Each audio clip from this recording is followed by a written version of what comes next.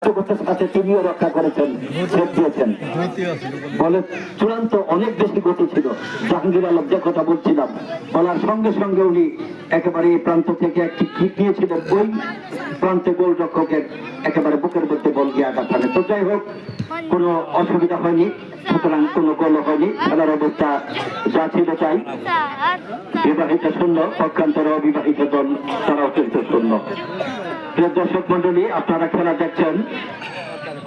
আজকে বিবাহিত বনাম অবিবাহিত এই দুই দলের মধ্যকার ফুটবল ফাইনাল খেলার আয়োজনে প্রবাসী কল্যাণ পরিবার, জনাব বাবুল ভাই, তিনি তাদের যে সহকর্মী প্রবাসী তাদের সমন্বয়ে, তাদেরকে নিয়ে, এলাকাবাসীদেরকে নিয়ে, মেম্বারের সহযোগিতা নিয়ে তারা আজকের এই খেলার আয়োজন করেছেন।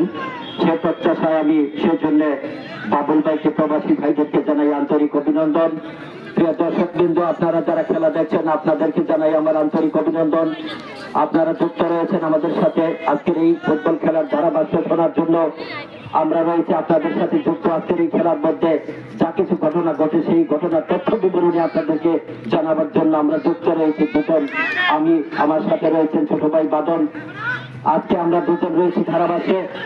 আজকে এই খেলার যে অবস্থায় চলেছে, প্রথমার্ধের খেলা কিন্তু এগিয়ে যাচ্ছে। চমৎকার খেলছে আজকে বিবাহিত দল, তারা আক্রমণাত্মক খেলা খেলে যাচ্ছে। আজকে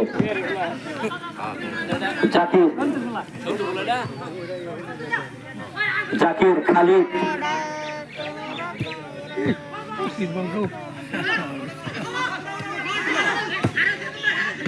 শিখিয়েছিলেন অবিবাহিত দলের একজন খেলোয়াড়। দূরপাল্লার কি বল উঁচু করে ঠিক করলেন।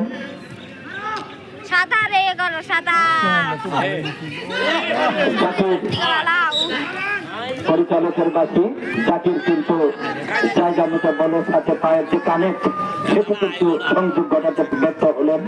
তা না হলে কিন্তু একটি গোল হলে হতে পারত, তার একটা সম্ভাবনা তৈরি হয়েছিল। তো যাই হোক, সেই গোল হয়নি, সেই ঘটনা ঘটেনি, সে কথা আমরা বলবো না। সুযোগ এসেছিল, সে কথা বলা যায়। তো যাই হোক, ওখানে